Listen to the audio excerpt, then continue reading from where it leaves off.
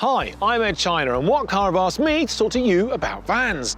Having owned quite a few over the years, I'm pretty familiar with vans, and as an inventor, engineer and mechanic, I've always got something that needs moving about.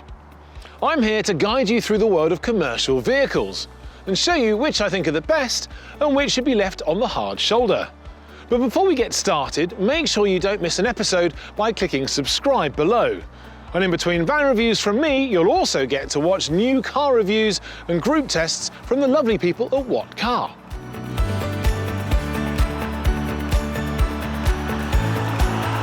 Now this is the new Toyota Proace City Electric, and it's pretty special.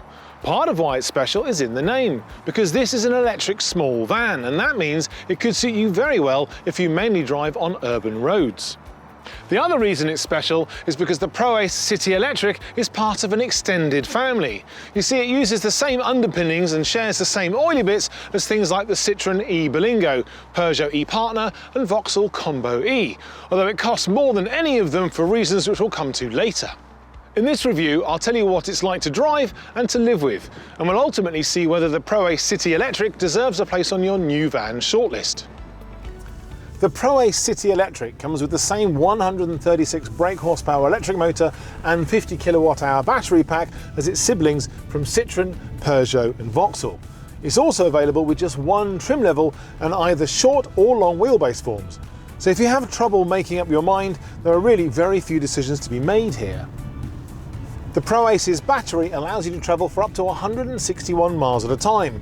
And if, like me, you spend your evenings comparing vans, you'll know that that range is slightly less than its sister vehicles from Citroën, Peugeot and Vauxhall, which get an official 171 miles from a charge. That's because the Proace Electric City in Icon trim has loads more equipment fitted, because Toyota wanted to make a really well-specified van for private users as well as fleets. As well as sharing its foundations with its sibling vans, the Proace City Electric also shares a lot with passenger cars from Peugeot and Citroën, and that means it's more comfortable and handles better than you might traditionally expect a van to do. Because all of the heavy batteries are located under the floor and there's no heavy diesel engine up front, the Proace City Electric handles really well. It has nicely balanced steering and there's little body roll when you go through corners. Look at that, brilliant. In fact, it's every bit as good to drive as rivals including the Ford Transit Connect and Volkswagen Caddy. You'll also notice that there isn't a gearbox, and that's because it's a single drive electric motor, but you can feel more connected to the road by using these Eco, Normal and Power driving modes. They work by altering the power and torque levels of the electric motor to help preserve the battery life of the van.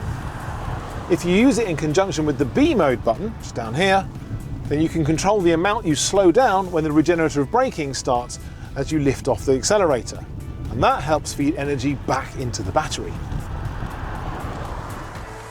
This interior might not be the last word in design, but at least it is functional. Everything feels built to last, and it's certainly loaded up with kit. The Proace City Electric is fully loaded in Icon trim, with an air conditioning, cruise control, a fully adjustable seat, parking sensors and automatic headlights and wipers, all coming in as standard. But it's the screens which drivers are going to want. This 8-inch touchscreen is standard in the Proace City Electric and also in its Peugeot and Citroën sister models. There's Apple CarPlay and Android Auto smartphone integration, as well as a reversing camera. On top of that, the Proace City Electric is a really comfortable van to be in. For most people, the seating position is low. Not for me, but visibility is still good, and it's actually improved by the optional Visio Park 180-degree bird's eye view system. And that's where the rear view mirror is actually replaced with a small screen. And for a small van, there's a good deal of storage too, with sensible compartments suited for everything from water bottles to phones, keys and coins, and not to mention the little table that you get when you fold down the passenger seat. Now onto the real practical stuff. Regular L1 standard wheelbase vans like this one have a maximum load length of 1,817mm, with the larger L2 long wheelbase models able to fit up to 2,167mm. The rear load space height is 1,243mm and there's 1,229mm between the wheel arches. That means that the standard size vans can transport up to 3.3 meters cubed, with L2 models able to move 3.9 meters cubed. Both those figures rise by half a metre cubed if you opt for the smart cargo system that includes a load-through bulkhead and collapsing passenger seat, which is a nice, easy way of moving items that are just that little bit longer than expected. Because this van was originally designed with an electric version in mind, it also has a very respectable payload, ranging from 750 kilograms for long wheelbase vans up to 800 kilograms for the shorter models. That's not too far from the diesel-engined equivalent Proace. Overall then, the Proace City Electric is no less usable than its diesel-engine alternative, but it is noticeably better in other ways. Now, as we mentioned at the start of this video, the Proace City Electric costs a fair bit more than its sister vans from Citroën, Peugeot and Vauxhall, but there's a good reason.